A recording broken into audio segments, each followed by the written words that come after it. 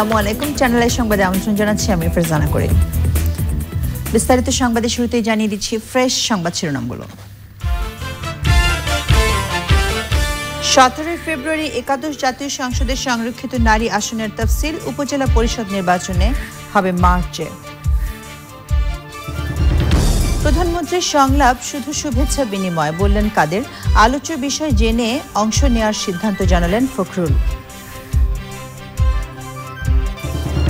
নির্বাচন পরবর্তী পুঁজি বাজারের ঊর্ধ্বমুখী প্রবণতা স্বাভাবিক, মন্তব্য বিশ্লেষকদের, সামনে ধসের সম্ভাবনা নেই মন্তব্য।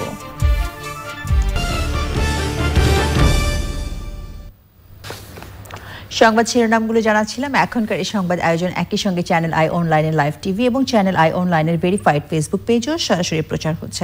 চলে যাচ্ছে এখন বিস্তারিত আয়োজনগুলোতে। 17 ফেব্রুয়ারি সংরক্ষিত নারী আসনের নির্বাচনের তফসিল ঘোষণা করবে নির্বাচন কমিশন। আসন বরাদ্দ নিয়ে দল ও জোটের অবস্থা জানাতে 9 দলকে চিঠি দিয়েছে ইসি। চিঠির জবাব দিতে হবে 30 জানুয়ারির মধ্যে। অপরদিকে মার্চের প্রথম সপ্তাহ থেকে 5 ধাপে শুরু হবে উপজেলা পরিষদ নির্বাচন। পুনর্নির্বাচনের দাবি নিয়ে জাতীয় ঐক্যফ্রন্টকে নির্বাচনী ট্রাইব্যুনালে যাওয়ার পরামর্শ দিয়েছে নির্বাচন কমিশন। সোমা ইসলামের রিপোর্টে বিস্তারিত। একাদশ জাতীয় সংসদ নির্বাচন পার হবার 15 দিন পর সোমবার বেলা 3টায় প্রথম কমিশন সভায় বসে নির্বাচন কমিশন। এজেন্ডায় ছিল সংরক্ষিত নারী আসনের নির্বাচন, উপজেলা নির্বাচন সহ জাতীয় ঐক্যফ্রন্ট পুনরায় নির্বাচনের দাবি তুলে ইসির কাছে যে স্মারকলিপি দিয়েছিল সেসব এজেন্ডা নিয়ে বৈঠক চলে প্রায় 2 ঘণ্টা। আইন অনুযায়ী 30 জানুয়ারি সংসদের প্রথম অধিবেশন শুরুর পরই করতে হবে সংরক্ষিত 50টি নারী আসনের নির্বাচন। তবে কোন দল জোটভুক্ত হয়ে নারী আসনে প্রার্থী দিবে সেই সংক্রান্ত জটিলতার সমাধান চেয়ে 9টি রাজনৈতিক দলকে চিঠি পাঠিয়েছে নির্বাচন কমিশন। সংরক্ষিত মহিলাদের জন্য 50টি আসন নির্ধারণ করা আছে।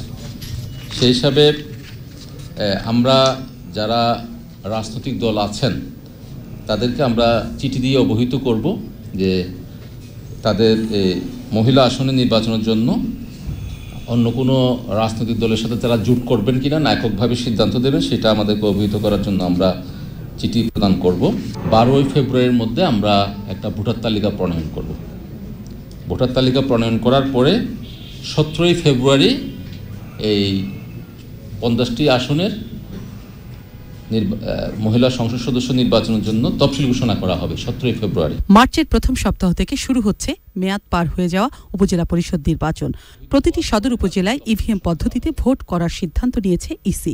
যেহেতু এসএসসি পরীক্ষা এবং এইচএসসি পরীক্ষা এবং সামনে পবিত্র রমজান, এই 3টি বিষয় মাথায় রেখে এই পর্যায়ক্রমে বিভাগ ওয়ারি, প্রশাসনিক বিভাগ ওয়ারি নির্বাচন অনুষ্ঠিত হয়। সেভাবে আমরা সকল তথ্যপাত্রগুলো সংগ্রহ করে আমরা আশা করছি ফেব্রুয়ারির প্রথম সপ্তাহেই আমরা বিস্তারিত তফসিল ঘোষণা করতে পারব। কিশোরগঞ্জ 1 আসনের সদ্য প্রয়াত বরেণ্য রাজনীতিবিদ সৈয়দ আশরাফুল ইসলামের মৃত্যুতে সেই আসনে নির্বাচন করার বিষয়ে সিদ্ধান্ত জানতে চেয়ে সংসদ সচিবালয়কে চিঠি পাঠিয়েছে নির্বাচন commission. Soma Islam, channel I, Dhaka. Awami লীগের সাধারণ সম্পাদক বলেছেন, বিভিন্ন রাজনৈতিক দলের সঙ্গে প্রধানমন্ত্রীর আসন্ন সংলাপ কেবলমাত্র নির্বাচন পরবর্তী শুভেচ্ছা বিনিময়। সদ্য একাদশ জাতীয় সংসদ নির্বাচন নিয়ে সংলাপের কোনো প্রয়োজন নেই বলে জানিয়েছেন তিনি। রিপোর্ট করেছেন কাজী ইমদাদ। 19 জানুয়ারি সোহরাওয়ার্দী উদ্যানে অনুষ্ঠিতব্য আওয়ামী লীগের সমাবেশ নিয়ে বিভিন্ন পর্যায়ের নেতৃবৃন্দের সঙ্গে যৌথ সভা হয় 23 বঙ্গবন্ধু অ্যাভিনিউতে।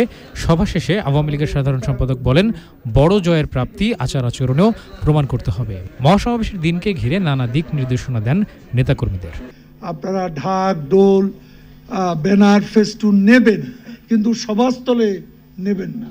এগুলো বাইরে রেখে ভেতরে যাবেন এবং নেত্রীর বক্তব্যটা শেষ হওয়ার 1 মিনিট আগেও কেউ স্থান ছাড়বেন না। প্রধানমন্ত্রীর সঙ্গে আসন্ন সংলাপ নিয়ে ওবায়দুল কাদের বলেন, নির্বাচনের আগে যেসব রাজনৈতিক দলের সঙ্গে সংলাপ হয়েছে শুধু শুভেচ্ছা বিনিময়ের জন্যই সেসব রাজনৈতিক দলকে আবারও আমন্ত্রণ জানাবেন প্রধানমন্ত্রী। তবে নির্বাচন ইস্যুতে সংলাপে কোনো আলোচনা হবে না। গণতান্ত্রিক বিশ্ব যেখানে এই নির্বাচন নিয়ে কোনো বিতর্ক বা কোনো প্রশ্ন করেননি, সেখানে এই জাতীয় নির্বাচন নিয়ে সংলাপের কোনো প্রয়োজন নেই। শুভেচ্ছা বিনিময়ের জন্যই বিভিন্ন দল, এখানে বিএনপিও আছে, ঐক্যফ্রন্ট, যুক্তফ্রন্ট, 14 দল, 75টি আরো অনেকগুলো ইসলামী দল, বাম দল সবাই আসবেন। গণতন্ত্রের স্বার্থে ঐক্যফ্রন্টের বিজয়ী প্রার্থীরা সংসদ সদস্য হিসেবে শপথ নেবেন বলে আবারও আশা প্রকাশ করেন আওয়ামী লীগের সাধারণ সম্পাদক। Kazi Emdad, channel I, Dhaka. Agenda বুঝে প্রধানমন্ত্রীর সংলাপে অংশ নেওয়ার বিষয়ে সিদ্ধান্ত হবে বলে জানিয়েছেন বিএনপি মহাসচিব মির্জা ফখরুল ইসলাম আলমগীর। সিলেটের বালাগঞ্জে নির্বাচনী সহিংসতায় নিহত ছাত্রদল নেতার পরিবারের সঙ্গে দেখা করতে সিলেট গিয়েছেন জাতীয় ঐক্যফ্রন্ট নেতারা। সেখানে যাওয়ার আগে মাজার জিয়ারত করেন বিএনপি মহাসচিব মির্জা ফখরুল ইসলাম আলমগীর সহ জাতীয় ঐক্যফ্রন্ট নেতারা। সে সময় বিএনপি মহাসচিব রাজনৈতিক দলের সাথে প্রধানমন্ত্রীর সংলাপের উদ্যোগ নিয়ে কথা বলেন। পরে তাঁরা বালাগঞ্জে নিহত ছাত্রদল নেতার বাড়িতে যান।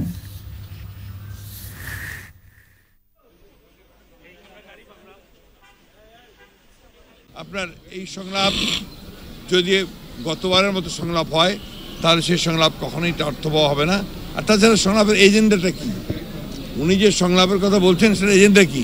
আমাদের এজেন্ডা তো একটা, এই নির্বাচনকে বাতিল করতে হবে, পুনরায় নিরপেক্ষ সরকার অধীনে নির্বাচন দিতে হবে, জনগণের অধিকারকে প্রতিষ্ঠা করার জন্য। এই দাবি বাস্তবায়ন না হলে কি সংলাপে বসবেন না স্যার? এটা নির্ভর করবে তখনকার সময়ের উপর। নির্বাচন পরবর্তী শেয়ারবাজারের বর্তমান ঊর্ধ্বমুখী প্রবণতাকে স্বাভাবিকভাবেই দেখছেন বিশ্লেষকরা। সংশ্লিষ্টরা বলেছেন এই প্রবণতা পতনমুখী বাজারের সংশোধন মাত্র। সামনে পুঁজিবাজার আরও ঊর্ধ্বমুখী হবে, ধসের কোনো সম্ভাবনা নেই। পরাগ আজিমের রিপোর্ট। নির্বাচনের আগে দীর্ঘদিন পতনের ধারায় থাকা শেয়ারবাজারের সূচক নির্বাচনের পর লাফিয়ে লাফিয়ে বাড়ছে। নির্বাচন পরবর্তী 10 কার্যদিবসের মধ্যে 3 দিন বাদে প্রতিদিনই সূচক বেড়েছে, বাড়ছে লেনদেনও। রোববার দেশের প্রধান শেয়ারবাজার ঢাকা স্টক এক্সচেঞ্জের সূচক 9 মাসের মধ্যে সর্বোচ্চ অবস্থানে গিয়ে দাঁড়ায় 5860 পয়েন্টে। সোমবার অবশ্য ডিএসই সূচক 24 পয়েন্টের মতো কমেছে। পুঁজিবাজার সংশ্লিষ্টরা বলছেন মাঝে মধ্যে কিছুটা সংশোধন হলেও সামনের দিনগুলোতে শেয়ারবাজারে ঊর্ধ্বমুখী প্রবণতাই থাকবে। যে রাস্তাটা এখন আস্তে আস্তে আসতেছে, যেটা ডিস্ট্রয় হয়ে গেছিল সেটা ইলেকশনের পরে এখন কিন্তু এইটা বিল্ড আপ হইতেছে। ইন্ডেক্স তেমন কিছু বাড়ে না এখনো। এই আমাদের যে এখন মার্কেট আছে তাতে 6000 6500 ইন্ডেক্স হওয়াটা কোনো কিছুই নয়, নর্মাল জিনিস। পুঁজিবাজার অনেক বড় হয়ে যাবে। আপনি যদি হিসাব করেন আমাদের এখনো কিছুই হয়নি বাজার, এখনো ইমেচিউর বাজারই আছে, এখনো অনেক লং ওয়ে টু গো। এখন খুব রেগুলেটেড, এখন এই ক্রাশ করার কোনো সুযোগ আমার মানে আমরা কারেকশন হতে পারে, কিন্তু ক্রাশ করবে এই জিনিসটা এখন মতো আমি দেখছি না। সার্বিক বিবেচনায় বর্তমান শেয়ার বাজার নিয়ে আশাবাদী বিশ্লেষকরাও। আগামী দিনগুলোতে ক্যাপিটাল মার্কেটের জন্য খুবই ভালো অবস্থা থাকবে, এটা আমাদের বিশ্বাস। যেহেতু একটা নতুন সরকার এসেছে, ধরে নেওয়া হচ্ছে যে খুব বেশি অস্থিতিশীল অবস্থা অদূর ভবিষ্যতে হচ্ছে না। সেজন্য আমরা মনে করি যে খুব সহসা মার্কেটের পতনের সম্ভাবনা কম। কোম্পানিগুলো যেভাবে ডিভিডেন্ড দিচ্ছে বা অন্যান্য সুযোগ সুবিধা দিচ্ছে তাদের স্টক হোল্ডারদের, সেই দিক থেকে যদি আমরা সামগ্রিকভাবে বিবেচনা করি তাহলে আমাদের ঢাকা স্টক এক্সচেঞ্জে যতগুলো এনলিস্টেড কোম্পানি আছে অ্যাজ এ হোল কিন্তু আমরা বলতে পারি স্টক এর যে প্রাইসিংটা কিন্তু আন্ডার ভ্যালু। সুতরাং এখন মনে হচ্ছে যে দামগুলো ব্যাপকভাবে বেড়ে যাচ্ছে। আমি মনে করি এটা একটা সংশোধনের পর্যায়ে আছে, যে অনেক নিচে ছিল সেখান থেকে উঠছে। ইতিবাচক ধারায় থাকায় পুঁজিবাজারে দেশি বিদেশি নতুন বিনিয়োগ বাড়ছে বলে জানিয়েছেন সংশ্লিষ্টরা। পরাগ আজিম, চ্যানেল আই, ঢাকা। রোহিঙ্গা সংকট সমাধানে নতুন কৌশলের মধ্য দিয়ে এগোবে পররাষ্ট্র মন্ত্রণালয়। পররাষ্ট্রমন্ত্রী ডক্টর এ.কে আব্দুল মোমেন সাংবাদিকদের বলেন, আন্তর্জাতিক সম্প্রদায় ঠিক মতন দায়িত্ব পালন করেনি, তাই শক্তিশালী কূটনৈতিক ভূমিকা জরুরি। পাশাপাশি দেশে বাণিজ্য এবং বিনিয়োগ বাড়াতে প্রাধান্য পাবে অর্থনৈতিক কূটনীতি। সামিয়া রহমান, প্রিমার রিপোর্ট। সরকারের নতুন পররাষ্ট্রনীতি ও অমীমাংসিত বিষয়গুলো নিয়ে সাংবাদিকদের সঙ্গে আলাপ করেন পররাষ্ট্রমন্ত্রী doctor A K Abdul Momen. International ডিপ্লোমেসিতে accommodation হয়, দেন দরবার হয়। তিনি বলেন, রোহিঙ্গা সংকটের ফলে শুধু বাংলাদেশই নয়, আঞ্চলিক অস্থিতিশীলতা তৈরি হবে। তাই এই সংকট সমাধানে নতুন কৌশল নেবে পররাষ্ট্র মন্ত্রণালয়। যে মাননীয় প্রধানমন্ত্রী অত্যন্ত উত্তম প্রস্তাব দিয়েছিলেন, পরবর্তীতে আমাদের নেগোসিয়েশনে সেই প্রস্তাবগুলো রিফ্লেক্টিভ হয়নি। নতুন হয়তো কি ধরনের স্ট্র্যাটেজি নিলে আমাদের উদ্দেশ্য সফল হবে। এই সমস্যা সহজে সমাধান হবে না এবং সেই জন্য আমাদের অনেক কাঠখড়ি কুড়াতে হবে। একাদশ জাতীয় সংসদ নির্বাচন নিয়ে পশ্চিমা সরকারের পর্যবেক্ষণের বিষয়ে পররাষ্ট্রমন্ত্রী জানান, আন্তর্জাতিক গণমাধ্যমে সঠিক চিত্র উঠে আসেনি, তাই খুব শিগগিরই পররাষ্ট্র সচিব যুক্তরাষ্ট্রে ব্রিফ করবেন বলেও জানান তিনি। আমাদের নির্বাচন অনেক স্বচ্ছ, দুনিয়ার সব দেশেই নির্বাচনে সবসময় কিছু আপনার গ্যাপস থাকে, উইকনেস থাকে। তারা সবাই আমাদের নতুন সরকারকে সমর্থন দিয়েছে এবং জানিয়েছে যে তারা আমাদের সাথে কাজ করবে, everyone including USA and British. দ্বিপাক্ষিক স্বার্থে প্রতিবেশী ও বন্ধু রাষ্ট্র ভারতে তার প্রথম সফর হবে বলে জানান ডক্টর মোমেন। মাননীয় প্রধানমন্ত্রী সামিয়া রহমান, প্রিমা, চ্যানেল আই, ঢাকা। ভোলায় স্বেচ্ছাসেবক লীগ নেতাকে রাস্তায় ফেলে মারধরের ঘটনায় ট্রাফিক পুলিশের এক এটিএসআই-কে ক্লোজ করা হয়েছে। তার বিরুদ্ধে বিভাগীয় মামলা প্রক্রিয়াধীন রয়েছে বলেও জানিয়েছে পুলিশ। ভোলা থেকে হারুনুর রশিদের পাঠানো তথ্য এবং ভিডিও চিত্র, সাদিয়া ওমনের রিপোর্ট। ভোলায় মোটরসাইকেলের কাগজপত্র যাচাইয়ের সময় স্বেচ্ছাসেবক লীগ নেতা আওলাদকে রোববার রাস্তায় ফেলে মারধর করেন ট্রাফিক পুলিশ কর্মকর্তা শাহ আলম। শহরের বাংলা স্কুল মোড়ের এ ঘটনার ভিডিও ইউটিউব, ফেসবুক সহ সামাজিক যোগাযোগ মাধ্যমে ভাইরাল হলে দেশ জুড়ে সমালোচনা শুরু হয়। ভিডিওতে দেখা যায় আওলাদকে বেধড়ক মারধর করছেন ট্রাফিক পুলিশের এটিএসআই শাহ আলম। তাকে মাটিতে ফেলে বুট দিয়ে লাথিও মারতে থাকেন ট্রাফিক পুলিশের এটিএসআই।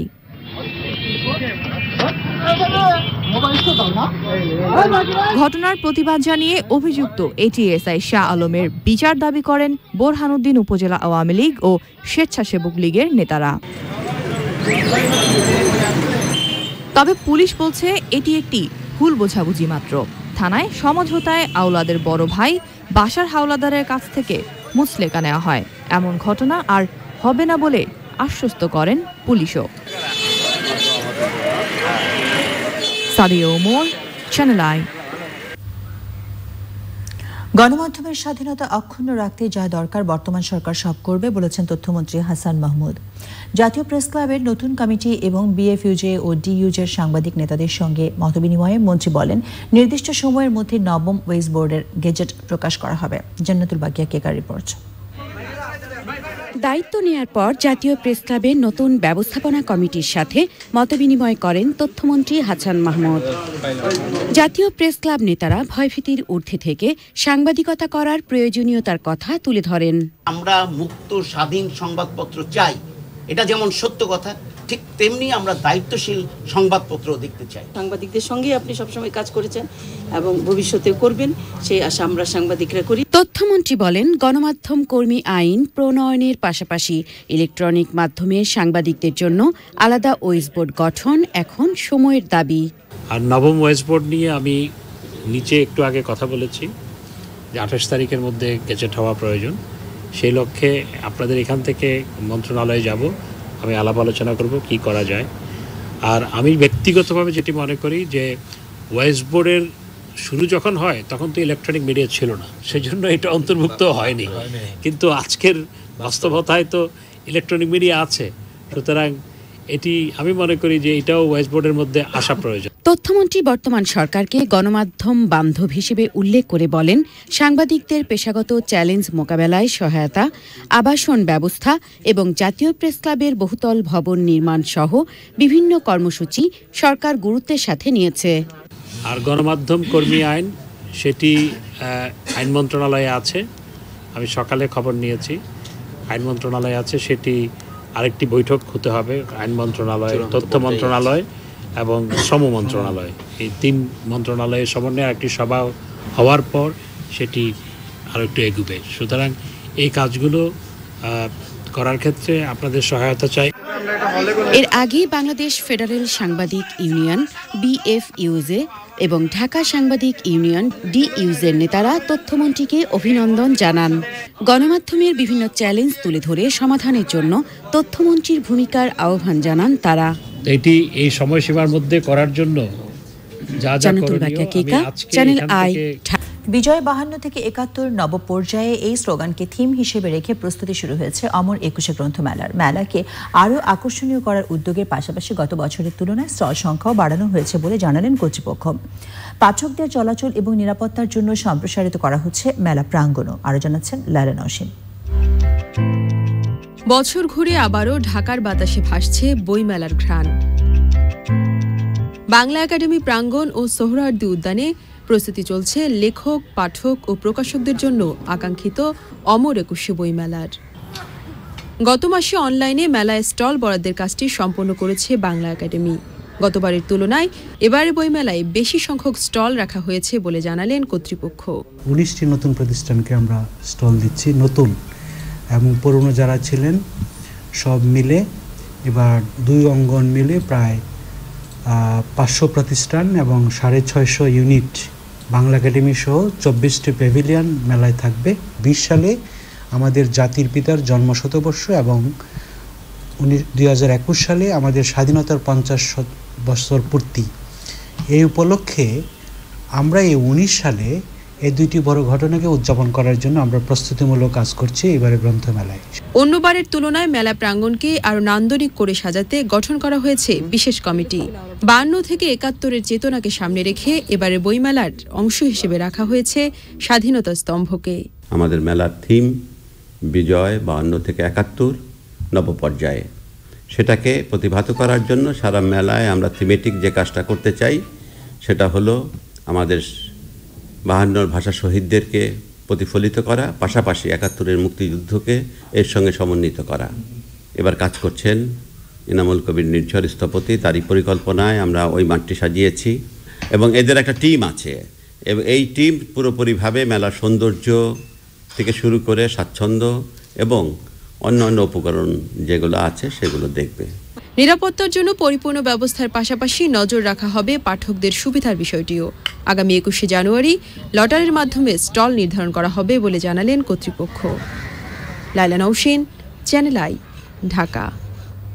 রাজধানী সহ সারা দেশে অবৈধভাবে নির্মিত এবং ঝুঁকিপূর্ণ ভবনগুলো ভেঙে ফেলা হবে বলে জানিয়েছেন গৃহায়ন ও গণপূর্ত মন্ত্রী শ.ম. রেজাউল করিম। এখন থেকে কাউকে বেআইনিভাবে দালান নির্মাণ করতে দেওয়া হবে না বলেও জানিয়েছেন তিনি। রিপোর্ট করেছেন মুরসালিন বাবলা। সচিবালয়ে গণপূর্ত মন্ত্রণালয়ে রাজুকের সঙ্গে মন্ত্রণালয়ের সমন্বয় সভায় গৃহায়ন ও গণপূর্ত মন্ত্রী শ.ম. রেজাউল করিম। আলোচনায় উঠে আসে রাজধানী সহ সারা দেশে অপরিকল্পিতভাবে গড়ে ওঠা ভবন, ভূমিকম্পের ফলে ব্যাপক প্রাণহানির আশঙ্কা, ঝুঁকিতে থাকা ভবনগুলোর বর্তমান অবস্থা সহ চলমান প্রকল্পগুলোর গতি প্রকৃতি। গৃহায়ন ও গণপূর্ত মন্ত্রী বলেন, বসবাসের অনুপযোগী ভবনগুলোকে চিহ্নিত করতে নতুন করে তালিকা প্রণয়নের কাজ চলছে। বসবাস অনুপযোগী, ঝুঁকিপূর্ণ সেই সকল ইমারতগুলি চিহ্নিত করার কাজ চলছে। বেশ কিছু কাজ এগিয়ে চলেছে। আমরা এটা সম্পন্ন করার পরে যে কোনোভাবেই হোক না কেন কোনো রকম বাধা আমরা এই ক্ষেত্রে মেনে নেব না। আমরা মানুষের নিরাপত্তা, জীবনের নিরাপত্তা, নগরীর পরিবেশ এবং পরিকল্পিত নগরী রক্ষার জন্য এ সকল বিল্ডিংকে ভেঙে ফেলার জন্য তাদেরকে তাগিদ দেব। তারা যদি ভাঙতে না চান আমাদের নিজ উদ্যোগে আইনগতভাবে আমরা ব্যবস্থা নেব। আদালতে চলমান প্রায় ৮,০০০ মামলা দ্রুত নিষ্পত্তি করতে উদ্যোগ নেওয়ার কথা জানান তিনি।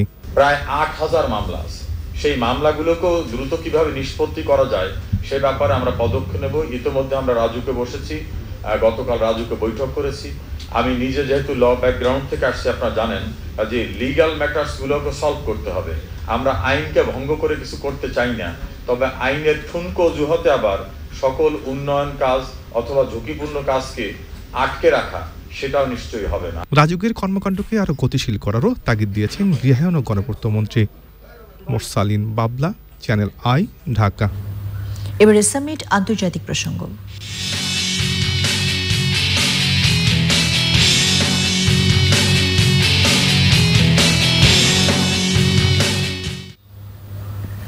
ব্রেক্সিট চুক্তি পার্লামেন্টে অনুমোদন পেতে ব্যর্থ হলে যুক্তরাজ্যে বিপর্যয় নেমে আসবে বলে সতর্ক করেছেন প্রধানমন্ত্রী তেরেসা মে। এই জন্য সংসদ সদস্যদের চুক্তির পক্ষে ভোট দিতে অনুরোধ করেছেন তিনি।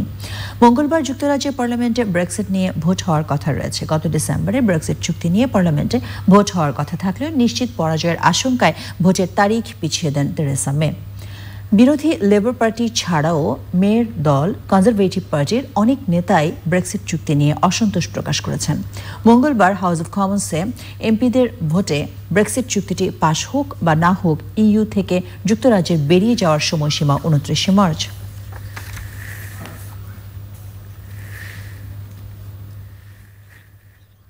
ছুরিকাঘাতে গুরুতর আহত হয়েছেন পোল্যান্ডের গুডান্স্ক শহরের মেয়র পাওয়েল আদামোউজ।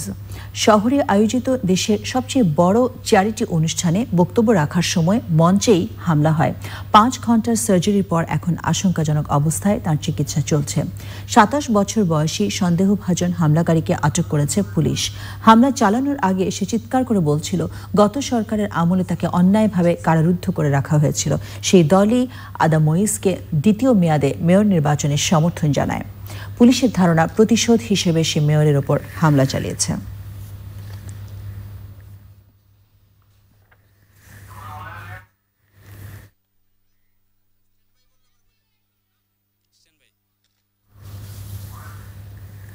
নিটল টাটা বিশেষ সংবাদ।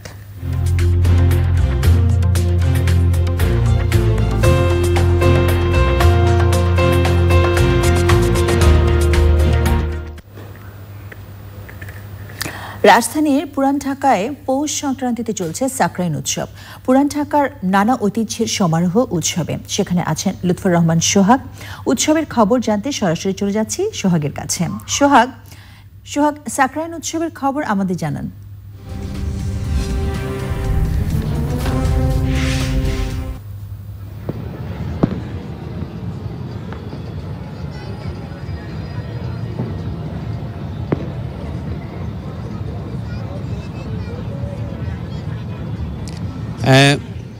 ফারজানা, পুরান ঢাকার এখন কিন্তু একেবারে বর্ণিল উৎসবের নগরীতে রূপ নিয়েছে। সন্ধ্যার পর থেকেই এখানকার বিভিন্ন বাসার ছাদে উঠে বিভিন্ন বয়সের ছেলেমেয়েরা কিন্তু আনন্দ উদযাপন করছে এবং প্রতিটি বাসার ছাদ থেকেই কিন্তু এলইডি লাইট এবং আতশবাজি, ফানুস ইত্যাদি উড়ানো হচ্ছে। এক কথায় বলা যেতে পারে যে পুরো পুরান ঢাকার আকাশ কিন্তু সন্ধ্যার পর থেকেই একেবারে আলোক উজ্জ্বল হয়ে উঠেছে এবং এখানকার যে স্থানীয় বাসিন্দারা আছেন, যারা বিভিন্ন বাসায় সাকরাইন উৎসবের আয়োজন করেছেন, তারা কিন্তু জানিয়েছেন যে রাত যত বাড়বে তাদের আনন্দ উদ্দীপনা আরও বেশি বাড়বে এবং বিভিন্ন ধরনের খেলার আয়োজন রয়েছে, খাবারের আয়োজন রয়েছে। এসব উৎসব মিলে তারা সারা রাতই কিন্তু আনন্দ উদযাপন করবেন।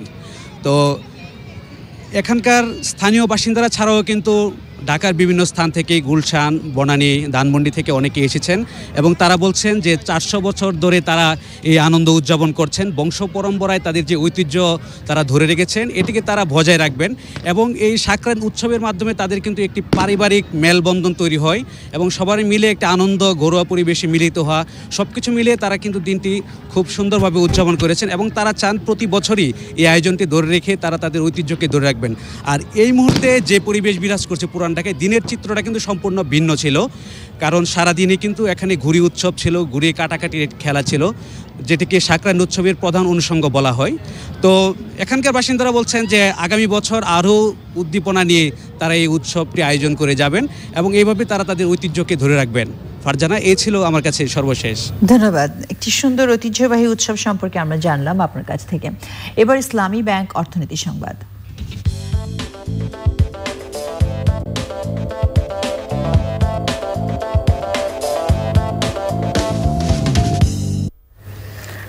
ডিসেম্বরে রপ্তানিতে পতনের নতুন রেকর্ড হয়েছে। ডিসেম্বরে দেশটির রপ্তানির হার কমেছে 4.4%। পাশাপাশি সেই মাসেই আমদানি কমেছে 7.6%। বিশ্বের দ্বিতীয় বৃহত্তম অর্থনীতি দেশটির এমন অবস্থার ফলে এশিয়ার শেয়ার বাজারের চিত্র ছিল নাজুক। দেশটিতে যুক্তরাষ্ট্র থেকে আমদানি রপ্তানির দূরত্বের হার বেড়েছে 17.2%। পাশাপাশি বেড়েছে উদ্বৃত্তের হারও। যুক্তরাষ্ট্রে পণ্য রপ্তানির হার কমে যাওয়ায় সে বছর উদ্বৃত্ত পণ্যের পরিমাণ রেকর্ড হয়েছে। দেশটিতে ডিসেম্বরের এমন নাজুক পরিস্থিতির ফলে সামনের দিনের অর্থনীতি মন্থর হবার আশঙ্কা সৃষ্টি হয়েছে। আনোয়ার সেমেনশিট কৃষি সংবাদ।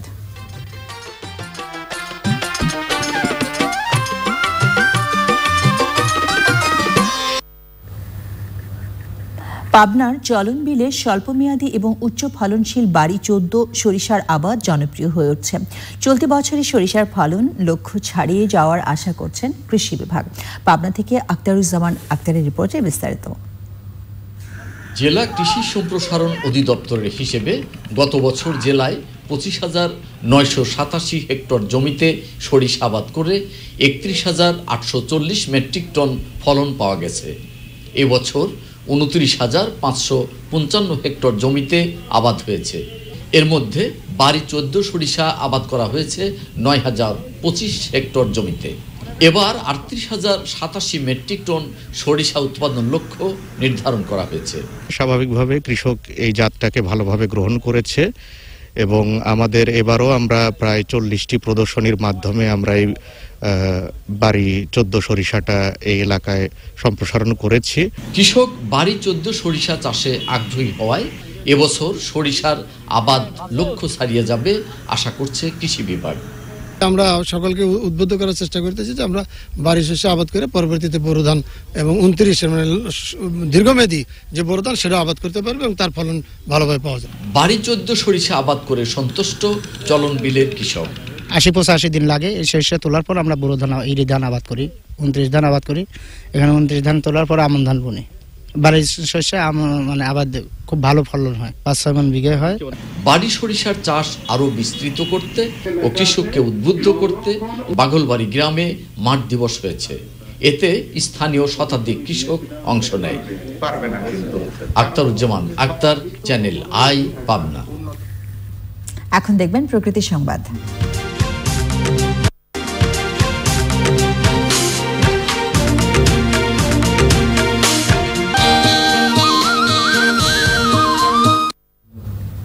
পাটগাছি পুড়িয়ে কার্বন তৈরির কারখানা গড়ে উঠেছে দেশের বিভিন্ন অঞ্চলে। উৎপাদিত কার্বন বিদেশে রপ্তানি হচ্ছে। আপাত দৃষ্টিতে এই প্রক্রিয়া অর্থনৈতিক উন্নয়ন মনে হলেও এসব কারখানা পরিবেশে মারাত্মক দূষণ ছড়াচ্ছে। দানিয়াল সুজিত বোসকে সঙ্গে নিয়ে জাহিদুজ্জামানের রিপোর্টে বিস্তারিত। পাটকাঠি পুড়িয়ে কয়লা তৈরির এ ধরনের কারখানা গড়ে উঠেছে গত কয়েক বছর ধরে। পাটকাঠি বায়ুশূন্য ব্রয়লারে দিয়ে বিশেষ প্রক্রিয়ায় পোড়ানো হয় এসব কারখানায়। উৎপাদিত কয়লা প্রক্রিয়াজাত করে রপ্তানি হচ্ছে চীন সহ কয়েকটি দেশে। দক্ষিণাঞ্চল সহ যেসব এলাকায় পাট চাষ বেশি সেখানে কৃষি জমিতে তৈরি হচ্ছে এ ধরনের কারখানা। এসব কারখানার ধোঁয়ায় দূষিত হচ্ছে এলাকার পরিবেশ। এই যে ধোঁয়া বের হয়, ধোঁয়ার সাথে অনেক ময়লা আবর্জনা কালি বের হয়, এইগুলো সারা এলাকায় ছড়িয়ে ছিটিয়ে পড়ে। প্রচুর ধোঁয়া হয় এবং ঝাঁঝালো ধোঁয়া, যেটা শ্বাস প্রশ্বাসের খুবই কষ্ট হয়। এই ধোঁয়াটায় যেমন পরিবেশের সমস্যা হচ্ছে তেমনি শিশু বাচ্চাদেরও শ্বাস প্রশ্বাসের অনেক সমস্যা হচ্ছে। স্থায়িত্বশীল উন্নয়নের জন্য পরিবেশের উপর খারাপ প্রভাব ফেলে এমন কারখানা লাভজনক হলেও তা বন্ধ করতে বলছেন বিশেষজ্ঞ এবং পরিবেশবাদীরা। ওই কারখানা থেকে নির্গত কালো ধোঁয়ার কারণে কারখানার আশেপাশে পুরা অ্যাটমসফিয়ারটি কালো হয়ে যাচ্ছে এবং ওই কারখানার আশেপাশে যে কৃষি জমিগুলো আছে সেগুলোর উৎপাদন ব্যাহত হচ্ছে। ওইটার আশেপাশে যে ফসলের বা ফলের যে গাছগুলো আছে সেই বৃক্ষের উৎপাদন হ্রাস হচ্ছে এবং বৃক্ষের যেই ফল উৎপাদিত হচ্ছে তার গুণগত মান নষ্ট হচ্ছে এবং তার প্রোডাকশনও কমে যাচ্ছে। যে কোনো উৎপাদনের বিরুদ্ধেই আমরা না, বা আমরা মনে করি যে পরিবেশ সম্মতভাবে এই উৎপাদনগুলো করা সম্ভব। অবশ্যই এগুলোকে বন্ধ করতে হবে। এমনকি শিল্প যেগুলো রপ্তানি শিল্প আছে সেগুলোর বেলায়ও এই কথাই প্রযোজ্য। এছাড়াও এসব কারখানার কারণে পাটকাঠি সংকটে পার্টিকেল বোর্ডের উৎপাদন ব্যাহত হচ্ছে। কাঠের এই বিকল্পের উৎপাদন কমে গেলে চাপ পড়বে বনভূমির উপরে।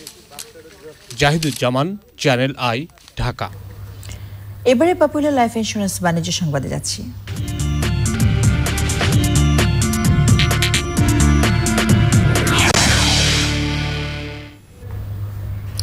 ঢাকা স্টক এক্সচেঞ্জের সোমবার সপ্তাহের দ্বিতীয় কার্যদিবসে লেনদেনের নিম্নমুখী প্রবণতা দেখা গেছে। আগের দিনের চেয়ে ডিএসইএক্স সূচক 23 পয়েন্ট কমে 5,836 পয়েন্টে দাঁড়িয়েছে।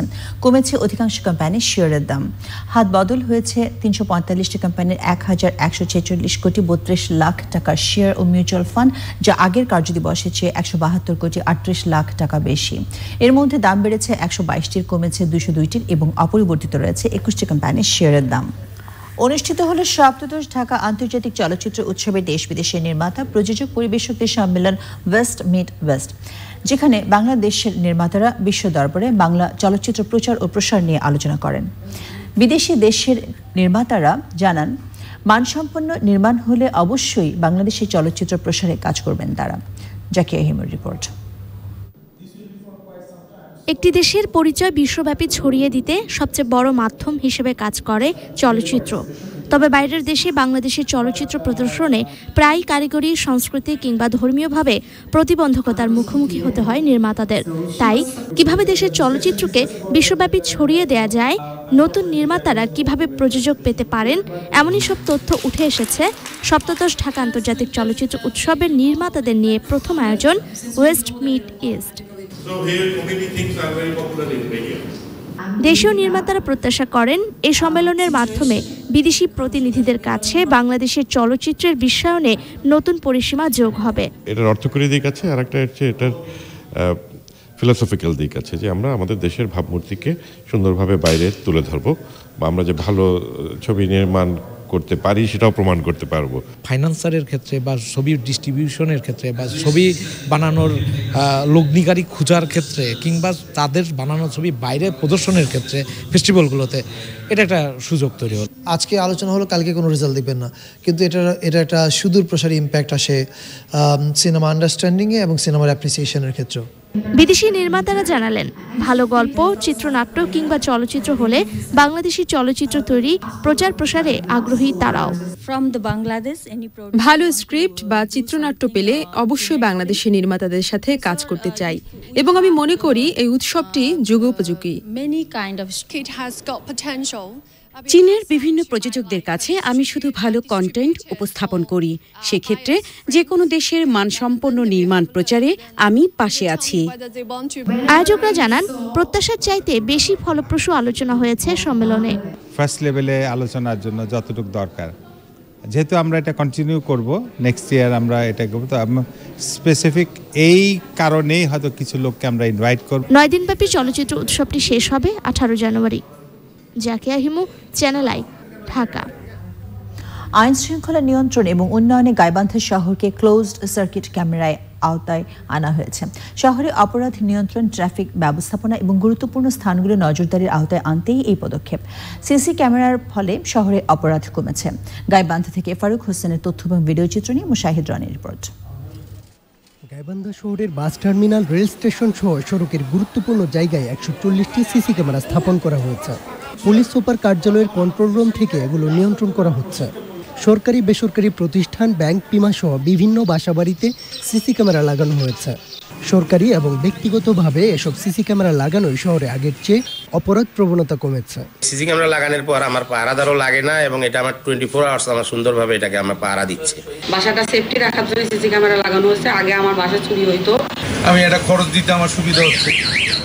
কোনো মিসইউজ হলে সেটা আমি সংশোধন করতে পারতেছি, বা কোনো কাস্টমার ভুল করতেছে সেটা আমি দেখতে পাচ্ছি। চুরি, ডাকাতি যে আসে, চাঁদাবাজি, এইসব থেকে আমি আর কি অনেক সেফ পাই, কারণ যখনই সিসিটিভি আসে তখন এরা আমার এইদিকে আসে কম। অপরাধ দমনে ও তদন্তে যে প্রযুক্তি ব্যবহার করা হচ্ছে তার মধ্যে সিসি ক্যামেরা গুরুত্বপূর্ণ ভূমিকা পালন করছে বলে জানিয়েছে পুলিশ। গাইবান্ধার প্রত্যেকটি ইম্পর্টেন্ট জায়গাটাকে আমাদের একটা নেটওয়ার্কের মধ্যে নিয়ে আসবে, যার ফলে শুধুমাত্র গাইবান্ধা শহর না, যদি হাইওয়েতেও কোনো প্রবলেম হয় যেন আমরা এখান থেকে মনিটর করে আমরা ইনস্ট্রাকশন এখান থেকে দিতে পারবো, এই ধরনের প্ল্যান আছে। প্রশাসনের এ ধরনের কার্যক্রমের পর আবাসিক ভবন ও ব্যবসায়িক প্রতিষ্ঠানের নিরাপত্তায় সিসি ক্যামেরার ব্যবহার বেড়েছে। Mushahid Roni, Channel I.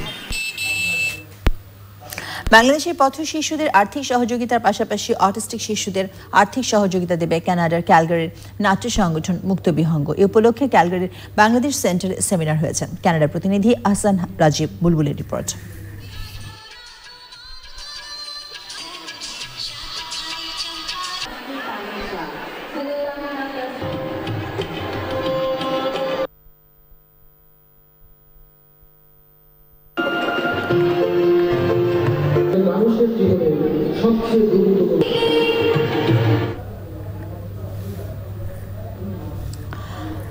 Mohammadpur preparatory স্কুলে বার্ষিক পুরস্কার বিতরণী অনুষ্ঠান হয়েছে। শিক্ষার্থীদের মাঝে একাডেমিক পুরস্কার তুলে দেন মাধ্যমিক ও উচ্চ মাধ্যমিক শিক্ষা বোর্ডের চেয়ারম্যান প্রফেসর মোহাম্মদ জিয়াউল হক।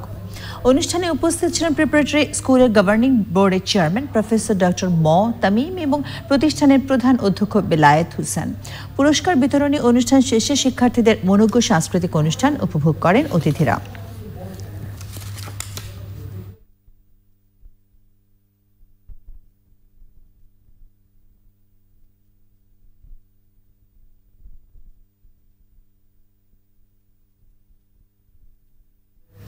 বাংলাদেশের পথ শিশুদের আর্থিক সহযোগিতার পাশাপাশি অটিস্টিক শিশুদের আর্থিক সহযোগিতা দেবে কানাডার ক্যালগারির নাট্য সংগঠন মুক্ত বিহঙ্গ।